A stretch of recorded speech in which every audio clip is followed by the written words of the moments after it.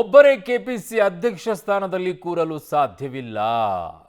ಯಾರಿಗೆ ಮೆಸೇಜ್ ಅನ್ನು ಪಾಸ್ ಮಾಡ್ತಾ ಇದ್ದಾರೆ, ಯಾರು ಪಾಸ್ ಮಾಡ್ತಾ ಇದ್ದಾರೆ, ಬಿಟ್ಟ ಸ್ಥಳವನ್ನು ತುಂಬುವಂತ ಕೆಲಸ ಇದೆ. ಕೆಪಿಸಿ ಸ್ಥಾನ ಪರ್ಮನೆಂಟ್ ಅಲ್ಲ ರೀ, ಶಾಶ್ವತ ಹುದ್ದೆ ಅಲ್ಲ ಅದು. ಅಧ್ಯಕ್ಷರ ಬದಲಾವಣೆ ಬಗ್ಗೆ ಹೈಕಮಾಂಡ್ ತೀರ್ಮಾನ ಮಾಡುತ್ತೆ. ಅದೇ ಎಲ್ಲಿಯವರೆಗೂ ಅನ್ನೋದು ಇಂಪಾರ್ಟೆಂಟು. ಅದನ್ನೇ ಹೇಳ್ತಾ ಇಲ್ಲ. ಶಾಶ್ವತವಾಗಿ ಒಬ್ಬರೇ ಇರಬೇಕು ಅಂತೇನಿಲ್ಲ. ಹೈಕಮಾಂಡ್ ಅವ್ರು ಕೂರಿಸಿದ್ರೆ ಒಬ್ಬರೇ ಮುಂದುವರಿಯಬೇಕು ಅನ್ನೋದು ಕೂಡ ಇಲ್ಲ ಅಂತ ಬೆಂಗಳೂರಿನಲ್ಲಿ ಸಚಿವ ದಿನೇಶ್ ಗುಂಡೂರಾವ್ ಅವರು ಹೇಳಿಕೆ ಕೊಟ್ಟಿದ್ದಾರೆ.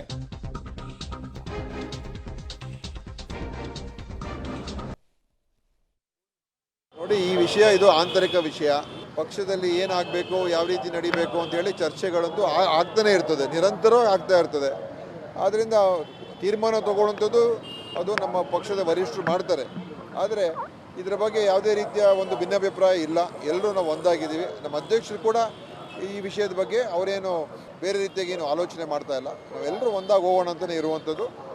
ಏನು ವರಿಷ್ಠರು ತೀರ್ಮಾನ ಮಾಡ್ತಾರೆ, ಎಲ್ಲರೂ ಒಪ್ಕೊಂಡು ಹೋಗ್ತಾರೆ. ಸತೀಶ್ ಜಾರಕಿಹೊಳಿ ಅವರು ಪೂರ್ಣ ಪ್ರಮಾಣದ ಅಧ್ಯಕ್ಷರು ಬೇಕು ಅಂತ ಪದೇ ಪದೇ ಹೇಳ್ತಿದ್ದಾರೆ. ಪೂರ್ಣ ಪ್ರಮಾಣದ ಅಧ್ಯಕ್ಷರಿದ್ರೆ ನಾನು ಅದರ ಬಗ್ಗೆ ವಿಶ್ಲೇಷಣೆ ಮಾಡೋಕ್ಕೆ ಹೋಗೋಲ್ಲ. ಯಾಕಂದರೆ ಶಿವಕುಮಾರ್ ಅವರು ಕೂಡ ಚೆನ್ನಾಗಿ ಕೆಲಸ ಮಾಡ್ಕೊಂಡು ಬಂದಿದ್ದಾರೆ. ಆದರೆ ಮುಂದೆ ಏನು ಮಾಡಬೇಕು, ಇದೇನು ಪರ್ಮನೆಂಟ್ ಪೋಸ್ಟ್ ಅಲ್ಲ ತಾನೇ. ಅಧ್ಯಕ್ಷ ಸ್ಥಾನ ಏನು ಶಾಶ್ವತವಾಗಿ ಒಬ್ಬರೇ ಇರಬೇಕು ಅಂತ ಏನಲ್ಲ. ಅದರಿಂದ ಅದು ಕಾಲಕ್ಕೆ ಬದಲಾವಣೆ ಆಗ್ತಾ ಇರ್ತದೆ. ಈ ಮುಂದೆನೂ ಕೂಡ ಏನೇ ತೀರ್ಮಾನ ಹೈಕಮಾಂಡ್ ಮಾಡ್ತದೆ. ಪಕ್ಷ ಹಿತದೃಷ್ಟಿಯಿಂದ ನಾವೆಲ್ಲರೂ ಅದಕ್ಕೆ ಒಪ್ಕೊಳ್ತೀವಿ. ಏನು ಅದರ ಡಿಫ್ರೆನ್ಸಸ್ ಆಗೋದಿಲ್ಲ. ಹೌದು ಸರ್, ಈಗ ಒಬ್ಬರೇ ಕೂತ್ಕೊಳ್ಳೋದಿಲ್ಲ ಅಂದಮೇಲೆ ಬದಲಾವಣೆ ಮಾಡಬೇಕಾಗಿರೋರು ಯಾರು? ಹೈಕಮಾಂಡ್ ಅವರು. ನೀವು ಹೇಳಿದರೆ ಬದಲಾವಣೆ ಆಗ್ಬಿಡುತ್ತಾ? ಸಿದ್ದರಾಮಯ್ಯ ಹೇಳಿದ್ರೆ ಬದಲಾವಣೆ ಆಗುತ್ತಾ? ಯಾರೂ ಇಲ್ಲ, ಹೈಕಮಾಂಡೇ ಹೇಳಬೇಕು. ಅದೇ ಎಲ್ಲಿಯವರೆಗೂ ಅಂತ ಹೇಳಿ. ಇನ್ಯಾವುದು ಬದಲಾವಣೆ ಆಗಲ್ಲ. ಈಗ ಸುಮ್ಮನೆ ಇರಪ್ಪ ಅಂತಂದರೆ ಸುಮ್ಮನೆ ಇರಬೇಕು. ತಾಳಕ್ಕೆ ತಕ್ಕಂತೆ ಕುಣಿಯುವಂಥದ್ದನ್ನು ಕಲಿಯಬೇಕು. ಅದು ರಾಷ್ಟ್ರೀಯ ಪಕ್ಷಗಳಲ್ಲಿ ಇರೋದೆ. ಇನ್ನು ಸಿದ್ದರಾಮಯ್ಯ ಸಂಪುಟ ಪುನರ್ರಚನೆ ವಿಚಾರದಲ್ಲಿ ಯಾವ ತಿಕ್ಕಾಟವೂ ಕೂಡ ಇಲ್ಲ. ಸಂಪುಟ ಪುನರ್ರಚನೆ ಮಾತೇ ಇನ್ನೂ ಬಂದಿಲ್ಲ ಅಂತ ಡಾಕ್ಟರ್ ಜಿ ಪರಮೇಶ್ವರ್ ಹೇಳಿದ್ದಾರೆ. ಅದು ಮಾತೇ ಬಂದಿಲ್ಲ ಅಂದಮೇಲೆ ಹೇಗೆ ತಿಕ್ಕಾಟ ಆಗುತ್ತೆ ಅಂತ ಅವರ ಪ್ರಶ್ನೆ. ನೋಡೋಣ ಸರ್, ಅಲ್ಲಲ್ಲಲ್ಲಿ ಒಂದಿಷ್ಟು ಹೇಳಿಕೆಗಳು ಬರ್ತಾ ಇವೆ. ಯಾವುದು ತಿಕ್ಕಾಟ ಶುರುವಾಗಿಲ್ಲ. ಚಿಕ್ಕಾಟ ಎಲ್ಲ ಇದು ಪುನರ್ರಚನೆ ಆ ಮಾತೇ ಇನ್ನೂ ಬಂದಿಲ್ಲ. ಇನ್ನು ತಿಕ್ಕಾಟದ ಪ್ರಶ್ನೆ ಎಲ್ಲಿ ಬರುತ್ತೆ? ಯಾರು ನಿಮ್ಗೆ ಹೇಳಿದ್ರಾ? ಅಲ್ಲ, ನಿಮ್ಗೆ ಹೇಳಿದ್ರಾ? ಯಾವುದೂ ಇಲ್ಲ. ಹೈಕಮಾಂಡ್ನವ್ರು ಇದ್ದಾರೆ, ಅವ್ರು ನೋಡ್ಕೊಳ್ತಾರೆ. ಯಾವುದು ತಿಕ್ಕಾಟ ಶುರುವಾಗಿಲ್ಲ. ಚಿಕ್ಕಾಟ ಎಲ್ಲ ಇದು ಪುನರ್ರಚನೆ ಆ ಮಾತೇ ಇನ್ನೂ ಬಂದಿಲ್ಲ. ಇನ್ನು ತಿಕ್ಕಾಟದ ಪ್ರಶ್ನೆ ಎಲ್ಲಿ ಬರುತ್ತೆ? ಇಲ್ಲಿ ಕೇಳಬೇಕಿತ್ತು. ನಿಮ್ಗೆ ಹೇಳಿದ್ರ ಅಂತಂದರೆ ಹೌದು ಸರ್ ಹೇಳಿದ್ದಕ್ಕೆ ನಿಮ್ಮನ್ನು ಕೇಳ್ತಾ ಇದ್ದೀವಿ ಅಂತ ಕೇಳ್ಬಿಡ್ಬೇಕಿತ್ತು. ಏನಂತಿದ್ರು ಮಾನ್ಯ ಪರಮೇಶ್ವರ್ ಸಾಹೇಬರು?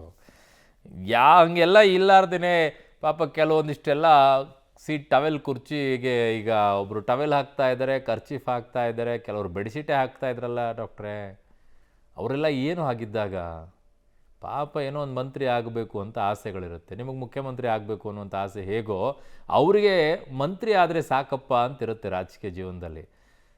ಹಾಗಾಗಿ ಅವಾಗ ಹಾಕ್ತಿರ್ತಾರೆ. ಒಂದು ಸ್ವಲ್ಪ ಹೇಳಿ ಆಗ್ತೀವಿ, ಪುನರ್ರಚನೆ ಮಾಡ್ತೀವಿ ಅಂತ ಒಂಚೂರು ಸಮಾಧಾನ ಆದರೂ ಆಗ್ತಾರೆ. ಹಬ್ಬದ ಟೈಮಲ್ಲಿ ಹಿಂಗೆ ಹೇಳ್ಬಿಟ್ರೆ ಒಂಚೂರು ಸಮಾಧಾನ ಆದರೂ ಆಗ್ತಾರೆ. ಅಟ್ಲೀಸ್ಟ್ ಅಲ್ಲೊಂದು ಹಣ್ಣಿದೆ, ತಿನ್ನೋಣ ಅಂತ ಕಾಯ್ಕೊಂಡಾದರೂ ಕೂತ್ಕೊಳ್ತಾರೆ. ಇಲ್ಲಾಂದರೆ ಪಾಪ ಬೇಜಾರಲ್ಲಿರ್ತಾರೆ ಅವರೆಲ್ಲ. ಐಸ್ ಕ್ರೀಮ್ ತಯಾರಿಕಾ ಘಟಕಗಳ ಮೇಲೆ ಆಹಾರ ಸುರಕ್ಷತಾ ಅಧಿಕಾರಿಗಳ ತಂಡ ದಿಢೀರ್ ಅಂತ ದಾಳಿ ಮಾಡಿದೆ. ಇಷ್ಟು ದಿನ ಬೇಕಾಯ್ತನ್ರಿ ಇವರಿಗೆ. ಅಯ್ಯಯ್ಯಪ್ಪ. ಮೈಸೂರು ಜಿಲ್ಲೆ HD ಕೋಟೆ ತಾಲೂಕಿನ ವಿವಿಧೆಡೆ ಈ ದಾಳಿಯನ್ನು ನಡೆಸಿದ್ದಾರೆ. ಹ್ಯಾಂಡ್ ಪೋಸ್ಟ್ ಮತ್ತು ಹಂಪಾಪುರ ಗ್ರಾಮದಲ್ಲಿರುವಂಥ ಐಸ್ ಕ್ರೀಮ್ ತಯಾರಿಕಾ ಘಟಕಗಳ ಮೇಲೆ ದಾಳಿ ಮಾಡಲಾಗಿದೆ. ಪ್ರತಿಯೊಂದು ಕಂಪನಿಯ ಐಸ್ ಕ್ರೀಮ್ಗಳನ್ನು ಪರಿಶೀಲನೆ ನಡೆಸಿ ನೋಟಿಸನ್ನು ಜಾರಿ ಮಾಡಿದ್ದಾರೆ, ದಂಡ ವಿಧಿಸಿದ್ದಾರೆ. ಅಲ್ಲಿಗೆ ಮುಗೀತು. ನೀವು ದಂಡ ವಿಧಿಸಿದ್ರಿ, ನೋಟಿಸ್ ಕೊಟ್ರಿ, ಅದಕ್ಕೆ ಉತ್ತರ ಕೊಟ್ಟರು, ಮತ್ತೆ ಅವ್ರ ಪಾಡಿಗೆ ಶುರು ಮಾಡ್ತಾರೆ. ಒಂದ್ಸಲ ಬೀಗ ಹಾಕಿಸ್ರಿ, ಬೀಗ ಹಾಕಿಸಿ ಒಂದ್ಸಲ. ಅದು ಹೆಂಗ್ರಿ ಬಳಕೆ ಮಾಡ್ತಾರೆ ಕಲರ್ಸ್ಗಳನ್ನೆಲ್ಲ? ಈ ಪ್ರಶ್ನೆ ಯಾರಾದರೂ ಕೇಳಿದ್ರೆ ಪ್ರತಿಯೊಂದು ಕಂಪನಿಗಳು ಹೇಳೋದು ಇದನ್ನೇ. ಕಲರ್ಸ್ ಇಲ್ಲಾರ್ದೆ ನಾವು ಹೆಂಗ್ರಿ ಮಾಡಬೇಕು ಐಸ್ ಕ್ರೀಮ್ ಅಂತ ಹೇಳಿ. ಏನು ಮಾಡಬೇಕು ಇನ್ನವರು? ಇಲ್ಲ, ಐಸ್ ಕ್ರೀಮ್ ಎಲ್ಲ ವೈಟ್, ನೋ ಕಲರ್. ಅದ್ರ ಮೇಲೆ ಇಟ್ಟಿರ್ತಾನೆ, ಐಸ್ ಕ್ರೀಮ್ ಕವರ್ ಮೇಲೇ ಬರೆದಿರ್ತಾನೆ. ಅದರಲ್ಲಿ ನ್ಯಾಚುರಲ್ ಆಗಿರುವಂಥದ್ದಲ್ಲ, ಆರ್ಟಿಫಿಷಿಯಲ್ ಆಗಿರುವಂಥ ಫ್ಲೇವರನ್ನೇ ಬಳಕೆ ಮಾಡಿರ್ತಾರೆ. ಅದರೇ ಓದಲ್ಲ. ಒಳ್ಳೆ ಐಸ್ ಕ್ರೀಮ್ ತಿನ್ನೋ ಕೆಲಸ ಮಾಡಿದ್ರೆ ಏನು? ಒಂದ್ಸಲ ನೋಡಿ ಐಸ್ ಕ್ರೀಮಲ್ಲಿ ಏನು ಬರೆದಿರ್ತಾರೆ ಅಂತ ಹೇಳಿ. ಆರ್ಟಿಫಿಷಿಯಲ್ ಫ್ಲೇವರನ್ನು ಯೂಸ್ ಮಾಡಿದ್ದೀವಿ ಅಂತ ಹಾಕಿರ್ತಾರೆ. ಜನಕ್ಕಾದಿಲ್ಲ, ನಾಲಿಗೆ ರುಚಿ ಇದ್ದರೆ ಸಾಕು, ತಿಂತಾ ಇರು. ಅದೆಂಥದ್ದೇ ಕೊಡಿ ಐಸ್ ಕ್ರೀಮು, ತಿಂತಾ ಇರ್ತಾರೆ. ಹೊಸ ಹೊಸ ಫ್ಲೇವರು. ಅದನ್ನು ಬಿಸಿ ಮಾಡಿ ತಿನ್ನೋರು ಇದ್ದಾರಪ್ಪ ಈಗ. ಅಯ್ಯೋ ಅದೇನೇನೋ ಬಂದಿದ್ದಾವೆ. ಹೋತು ಎಲ್ಲಿಗೆ ಹೋಗುತ್ತೋ ಏನಾಗುತ್ತೋ, ದೇಹ ಯಾವ್ಯಾವ ಹದಗೆಟ್ಟು ಎಲ್ಲಿಗೆ ಹೋಗುತ್ತೋ.